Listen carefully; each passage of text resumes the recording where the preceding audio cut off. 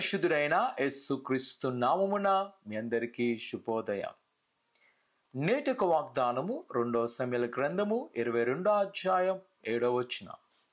ఆయన తన ఆలయములో ఆలకించి నా ప్రార్థన అంగీకరించును. ఆయన మన ప్రార్థన అంగీకరించును.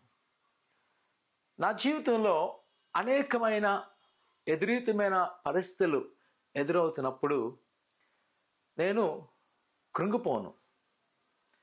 ఎందుకంటే నా మనసులో అనుకుంటాను, నా ప్రాణమా, నేను ఆ దేవుడి దగ్గర ప్రార్థించాను కదా, ఆయన ఆలకించున్నాడు, ఆయన సకాలంలో వాటిని నెరవేర్చును. ఆయన తన అనుకూలమైన సమయంలో వాటిని నెరవేర్చును.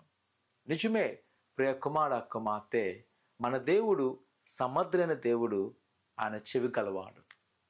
అందుకని ఒక మాట తెలియజేస్తుంది, నీ దేవుని యొక్క హస్తము కొరచు కాలేదు, ఆయన చెవులు మందగలలేదు, ఆయన నీ స్వరమును ఆలకించును. అదే భక్తుడు అంటున్నాడు, ఆయన సన్నిధిలో నుంచి నా ప్రార్థన అంగీకరించును.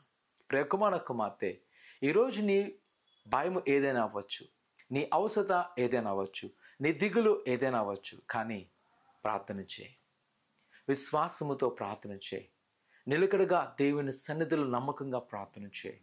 దేవుని ప్రార్థన ఆలకించును. నీకున్న బంధకాలను విడుదల చేయను, నీకున్న సమస్తమైన ఆటంకాలను విడుదల చేసి నేను దీవెనకరంగా మలుచును. ప్రార్థన చేసుకుందాం. పరిశుద్ధుడా దేవానికున్న నీ బిడ్డలైన వారిని మీరు జ్ఞాపకం చేసుకోండి. నీ దైవాశీర్వాదంతో నింపండి. వారికి నా కొదులు తీసివేయండి, వారికి నా ఆటంకాలు తొలగించండి, నీ కృపాక్షాలతో నింపండి. ఇదిగో వారి పట్ల మీరు ఎలాంటి ఉద్దేశం కలిగినారో వాటిని మీరు సంపూర్ణంగా నెరవేర్చండి.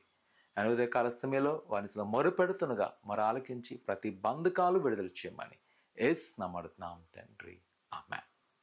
నమ్మకంచండి, ఆయన సన్నిధిలో ప్రార్థించే దేవుని యొక్క గొప్ప కార్యములు నువ్వు చూచెదవు. దేవుడు దీవించును గాక. ఆమేన్.